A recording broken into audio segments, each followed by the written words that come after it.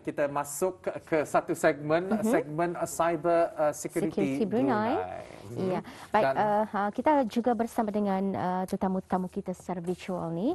Kita akan nanti turut memperkatakan seperti yang Fakrul nyatakan tadi, pemulihan, pemusnahan dan juga sanitasi data. Ya. Jadi sebelum ini juga melalui sidang media ada diterangkan beberapa perkara lah yang ada hubung kaitnya dengan teknologi maklumat dan juga cyber security di negara Brunei Darussalam, di mana kita ni senantiasa diingatkan untuk sentiasa menjaga maklumat privacy, maklumat peribadi kita ni, kerana ada kes-kes yang juga melibatkan maklumat di-hacks ataupun cyberbully berlaku. Mungkinkah ini juga ada kaitannya? Jadi kita akan bersama dengan tetamu-tetamu kita ni, Fakrul, ya, sudah pun bersedia. Yang Mulia Muhammad Amirul Izam Ali, penganalisis digital forensik, dan juga kita ada Yang Mulia Awang Muiz Omar Ali, penganalisis digital forensik. Assalamualaikum kedua-duanya. Waalaikumsalam. Alhamdulillah, selamat pagi. Ya. Baik, hari ini kita akan memperkatakan mengenai dengan pemulihan, pemusnahan dan sanitasi data. Dan saya juga ingin orang baru mengetahui ini di bawah kawalan bahagian digital forensik. Artinya kalau sesuatu yang diterima tu berupa daripada kes-kes digital lah ataupun kes-kes IT barangkali ni, ya. Dan berkenaan dengan tajuk yang kita dibawakan hari ini mengenai dengan pemulihan, pemusnahan dan sanitasi data, barangkali sebagai mukadimah dapat menerangkan dulu. Ya. Silakan. Okey, bismillahirrahmanirrahim. Assalamualaikum warahmatullahi wabarakatuh dan salam sejahtera. Selamat pagi kepada Tuan Fakrul dan Puan Sarinah dan para penonton rampai pagi pada hari ini. Alhamdulillah, segmen Cybersecurity Brunei bersiaran lagi pada hari ini untuk membincangkan topik yang berkaitan dengan digital forensik. Terlebih dahulu, pihak Cybersecurity Brunei ingin mengucapkan ribuan terima kasih kepada pihak rampai pagi Radio Television Brunei di atas jemputan wawancara ramai pagi pada hari ini dan juga memberikan peluang kepada CSB untuk mengongsikan mengenai makmal forensik digital kebangsaan atau lebih dikenali sebagai NDFL, iaitu National Digital Forensic Lab, dan juga berkongsi maklumat mengenai perkhidmatan yang ditawarkan. InsyaAllah kami juga akan mengongsikan pengenalan pemulihan, pemusnahan dan sanitasi data, penganalisa yang terlibat dalam melakukan analisis data, dan untuk siapakah perkhidmatan ini dibukakan dan ditawarkan. Ya, baik, itu sedikit sebanyak mukadimah berkenaan dengan topik kita ni, pemulihan, pemusnahan dan sanitasi data ni, Fakrul, ya. Betul. Barangkali juga untuk Tuan Amirul dapat diterangkan lebih lanjut lagi antara perkhidmatan-perkhidmatan yang ditawarkan oleh makmal digital forensik kebangsaan.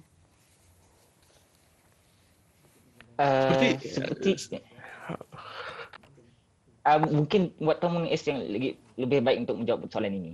Ya, silakan. Terima kasih Tuan Amirul.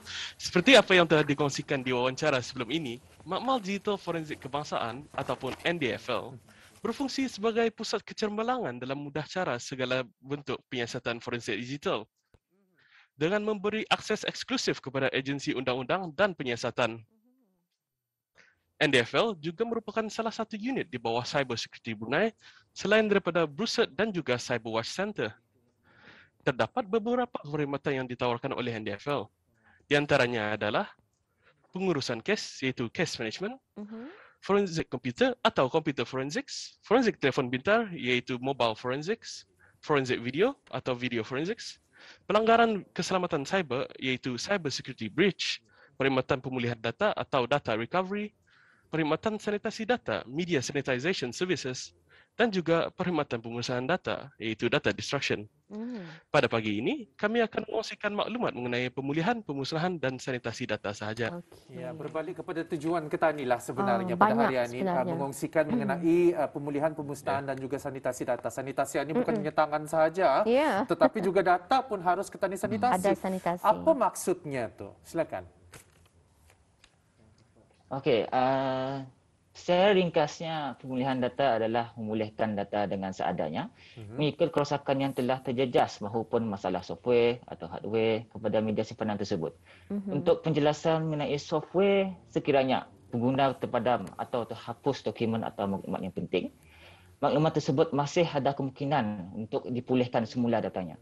Tetapi ianya tetap lock kepada kerosakan yang dialami oleh media simpanan tersebut. Satu contoh lagi, jika komputer tersebut terpadam, lalu pengguna ingin datanya kembali, dinasihatkan untuk pengguna tersebut untuk tidak menambah data yang baru lagi agar tidak mengganggu data yang ada sebelum ini. Ringkasannya ini adalah untuk mengelakkan overwriting maklumat yang ada di dalam media simpanan. Manakala sanitasi data itu menghapuskan data sensitif dan media yang ada di dalam media simpanan sehingga tidak dapat dipulihkan langsung walau dengan apa-apa cara pun, termasuklah analisis forensik. Maka jikalau saya suruh Tuan Muiz untuk memulihkan data yang ada di dalam media simpanan itu memang tidak dapat langsung. Dan seterusnya, pemusnahan data di mana kaedahnya adalah untuk memusnahkan atau menghancurkan media simpanan tersebut dengan sepenuhnya. Perkhidmatan ini boleh digunakan dengan magnet yang kuat ataupun hard drive puncher dan shredder. Perkhidmatan ini kami cadangkan kepada syarikat-syarikat yang mempunyai media simpanan yang telah rosak ataupun tidak dapat dipulihkan semula. Jikalau dibuang terus ke pembuangan sampah, memang tidak salah. Tapi kita tidak tahu kalau media simpanan tersebut akan diambil oleh orang lain dan dipulihkan kembali. Dan kemungkinan itu besar. Malahan risikonya tinggi apabila ada data yang penting itu diambil oleh orang luar begitu saja. Yang paling istimewa sedikit adalah membakar media simpanan tersebut. Mengikut cara forensik, membakar media simpanan tidak menjaminkan sama sekali yang data itu musnah. Malah masih boleh dipulihkan mengikut kadar kerosakannya. Dengan perkhidmatan pemusnahan yang kami sediakan, kami boleh berikan satu laporan yang mengunjungi segala media simpanan yang telah dimusnahkan dan diperiksakan lagi agar laporan tersebut boleh memberi keyakinan kepada pemilik bahawa data tersebut lupus sepenuhnya. Jadi maksudnya kalau untuk pemusnahan data ni ia akan secara total lah dihilangkan data tersebut. Yes. Selain daripada recovering data tu, ia memulihkan data yang mungkin tidak sengaja hilang ataupun sengaja dihilangkan untuk urusan-urusan penyiasatan. Baik, barangkali untuk jenis-jenis simpanan data yang pernah BIS kita terima macam mana? Sebenarnya memang banyak jenis media simpanan yang pernah kami selesaikan. Untuk kesimpulan, jika BIS kita melihat skrin Auda, ada 5 jenis simpanan data yang khas, iaitu HDD atau Hard Disk Drive, SSD atau Solid State Drive, SD Card, Flash Drive atau lebih dikenali sebagai Pen Drive, dan juga server. Mengikut aturan yang saya telah terangkan, ianya adalah aturan yang paling banyak kami terima dari pelanggan kami. Ini kerana hard disk drive adalah media simpanan yang paling sensitif. Jikalau terjatuh atau terkena kesan luar yang kuat, ia boleh menjejaskan data tersebut. Ya. Ada satu saya terima ni soalan ni. Kalau boleh diterima, bolehkah BIS kita menerima soalan daripada luar? Boleh. Ada kemuskilan. Ada kemuskilan. Boleh. Apa dia? Kemuskilannya mungkin saya pun sebenarnya indah faham pulang ni, tetapi mungkin BIS kita lebih faham mengenai data ni. Dia katanya tanyakannya, kalau telefon indah mau on, bolehkah di-retrieve data atau gambarkahnya? Macam mana kan mengontak BIS kita? Untuk orang ramai bolehkah? Itu soalan-soalannya. Macam mana? Siapa yang mau menjawab? Kerana sebelum ini, wawancara sebelum ini ada ditanyakan juga untuk orang ramai itu ada, tetapi ada charge minima yang juga mengikut peringkat penyiasatan. Dapat diterangkan dari pihak BIS kita mungkin lagi. dapat siapa di antara BIS kita yang dapat menerangkan ni? Silakan. Saya boleh menerangkan bagi itu ya.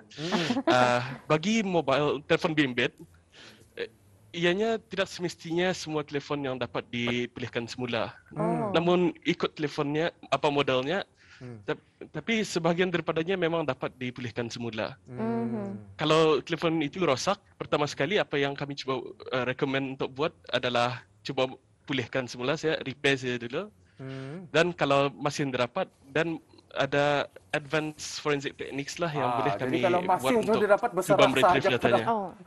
Ya sebenarnya ikut model telefon. Kalau rasanya kalau untuk telefon model masa ni, telefon pintar masa ni, tani boleh, kalaupun tani bertukar telefon, kita ni boleh meretrieve kandungan ataupun data-data di dalam telefon lama asalnya sama model. Dan ini lagi ada tambahan ni. Ini lagi ada tambahan ni. Yang telefonnya jenis BlackBerry. Macam mana tu? Boleh hubungi nanti. Boleh dihubungi lah. Lihat Boleh spesifik kongsikan nombor. nombor telefon bis kita nanti. Kerana kita pun singkat masa Betul, ni. betul. Maaf. Barangkali Joe dapat dikongsikan Ya. ni Tuan ya, mengenai dengan kerosakan kepada simpanan data ketara kepada para pengguna. Mungkin dapat dikongsikan antaranya secara ringkas.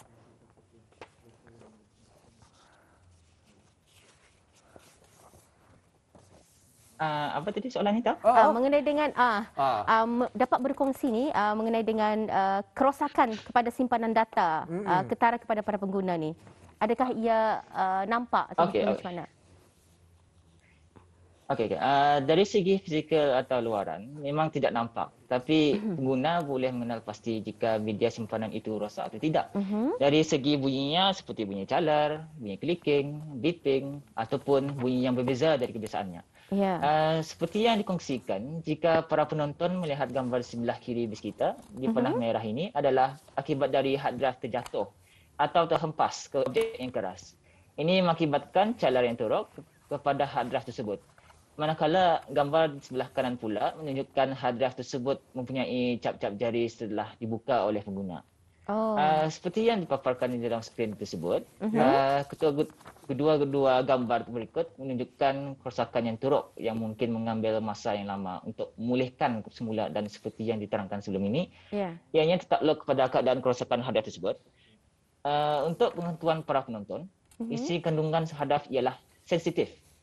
Sensitif bermaksud apabila seseorang membuka hard drive tersebut, ianya tidak boleh terdedah kepada habuk, apalagi cap jari dan sebagainya. Oleh kerana hard drive tersebut telah didedahkan di udara terbuka yang boleh terjejas oleh habuk, maka kadar pemulihan untuk mendapatkan maklumat semula adalah semakin tipis. Apatah lagi kotoran jari. Jadinya kami di NDFL juga menyediakan tempat yang khas untuk proses ini mengikut standard yang telah disediakan untuk memastikan maklumat tersebut boleh dikembalikan. Baik, sebenarnya kita sudah sampai ke penghujung segmen. Dan sebenarnya kita mengharapkan untuk 2 minggu ke depan kita akan dapat membawakan lagi topik ini rasanya. Kerana tidak secara sepenuhnya kita ni dapat terangkan dan berikan kejelasan kepada penonton kita ni. Mungkin untuk akhirnya secara ringkas ya, talian yang boleh dihubungi dan juga barangkali email. Okey, untuk sebarang pertanyaan mengenai NDFL atau perkhidmatan kami, bis kita boleh menghubungi kami melalui email kepada contact@csp.gov.bn ataupun melalui talian hotline kami 245-8002. Bagi sesiapa yang ingin mengetahui maklumat terkini mengenai cybersecurity Brunei, bis kita boleh melayari laman media sosial kami di Facebook, Instagram dan Twitter seperti yang dipaparkan di skrin. Untuk maklumat lebih lanjut, orang ramai boleh melayari laman web rasmi Cybersecurity Brunei di www.csp.gov.bn. Untuk mengakhiri wawancara pada pagi ini, seperti yang kita maklum, negara Brunei Darussalam masih berdepan dengan penularan wabak COVID-19. Oleh itu, kami pihak Cybersecurity Brunei ingin menasihati orang ramai agar bekerjasama untuk mengurangi kes COVID-19 di negara ini. Patuhilah SOP yang telah disediakan oleh Kementerian Kesihatan. Selain daripada itu, sentiasalah menjadi pengguna yang bijak dengan tidak menularkan mesej yang belum ditentukan kesahihannya. Ini adalah untuk mengelakkan panik dan huru-hara di kalangan orang ramai. Kepada penonton dan orang ramai, amalkanlah tahap kebersihan yang tinggi, gunakanlah mask, stay home, stay safe. Sekian, terima kasih.